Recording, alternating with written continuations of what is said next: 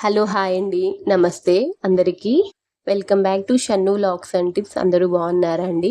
శివరాత్రి సందర్భంగా శివరాత్రి వస్తుంది కదండీ!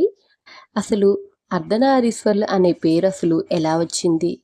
య ఎలా ఆవిర్భవించింది అనేది ఈ వీడియోలో మనందరం తెలుసుకుందామండి. ఎవరు స్కిప్ చేయకుండా ఎండ్ వరకు చూడండి.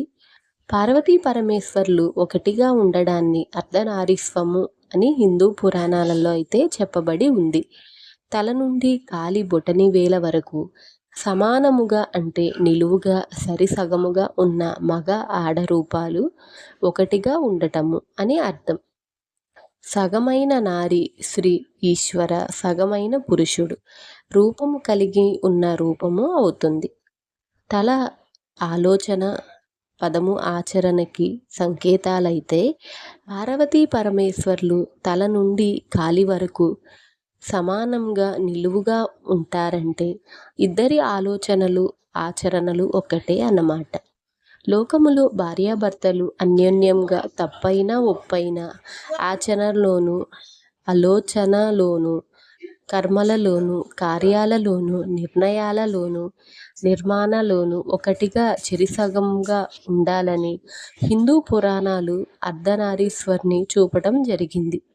పరమేశ్వర్ని అంబికను ఏకభావముతో భక్తితో సేవించాలి. అప్పుడే అధిక శుభము కలుగుతుంది. ఇరువిందునందు సమాన ప్రీతి ఉండవలన్న ఆ ఇరువిరువు మాతా పితృభావమైతే ఉండాలి. అర్ధనారీశ్వరుడు అనగా లయకారకుడిగా శివుడిని అధికంగా ఉండాలి. ఆ అధికారాన్నే పార్వతి, దుర్గా శక్తి రూపాలుగా పిలుస్తారని పురాణాలైతే చెబుతున్నాయి. అంటే ఆ శక్తిని ఆయన తనలో భాగంగా ధరించాలి. శివుడు, శక్తి కలిసి పనిచేయడం అంటే స్త్రీ పురుషులు సమానమేనని అంతరార్థం. ఈ సంప్రదాయాన్ని చూపడానికే శివుడు, శక్తి కలిసి అర్ధనారీశ్వరుడిగా దర్శనమిస్తారు. శివుడు లేకుండా శక్తి, శక్తి లేకుండా శివుడు ఉండరు. శక్తితో కలిసిన శివుడిని సంపూర్ణుడని, శక్తితో లేనప్పుడు అసంపూర్ణుడు అని పండితులైతే చెబుతున్నారు. ఈశ్వరుడు అర్ధనారీశ్వరుడు కదా, అందుకే కాలం కూడా స్త్రీ పురుష రూపాత్మకమైంది.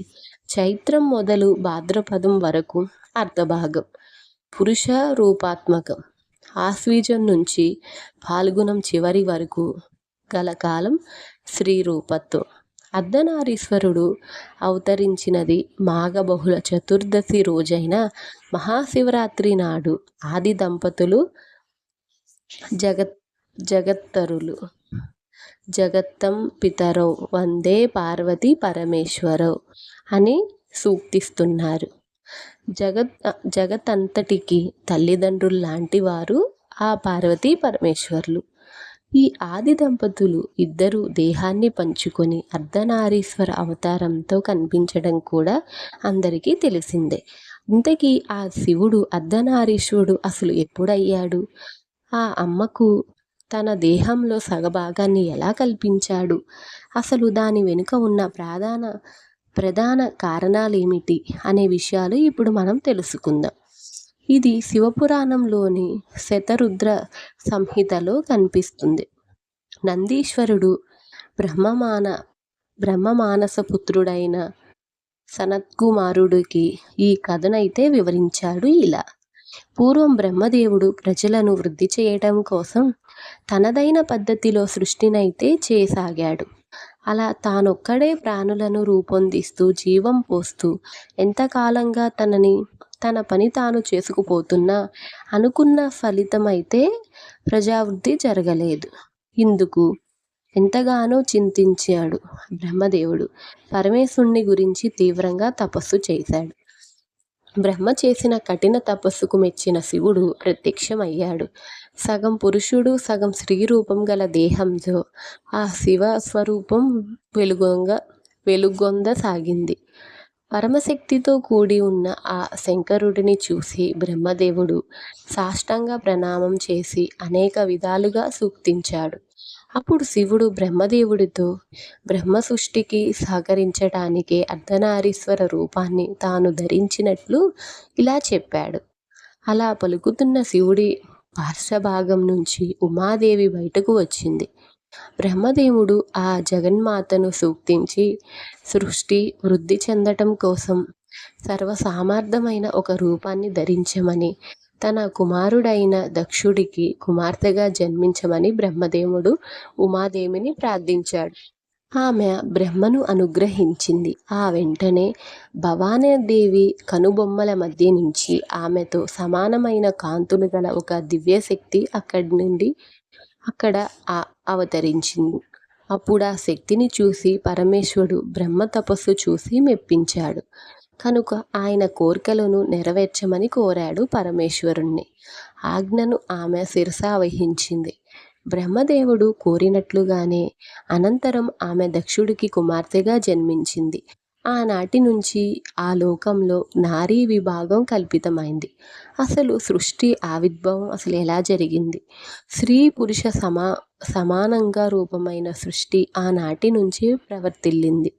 స్త్రీ శక్తి సామాన్యమైనది కాదని, ప్రతివారు స్త్రీమూర్తులను గౌరవించి తీరాలని ఆదిదేవుడు ఆది పరాశక్తి ఇద్దరూ సమానంగా ఎంత శక్తి సామర్థ్యాలు కలిసి ఉన్నారో ఈ లోకంలో ఉండే పురుషులతో స్త్రీలు కూడా అంతే శక్తి సామర్థ్యాలు కలిసి ఉన్నారనే విషయాన్ని ఈ కథ సందర్భంగా వివరిస్తుంది.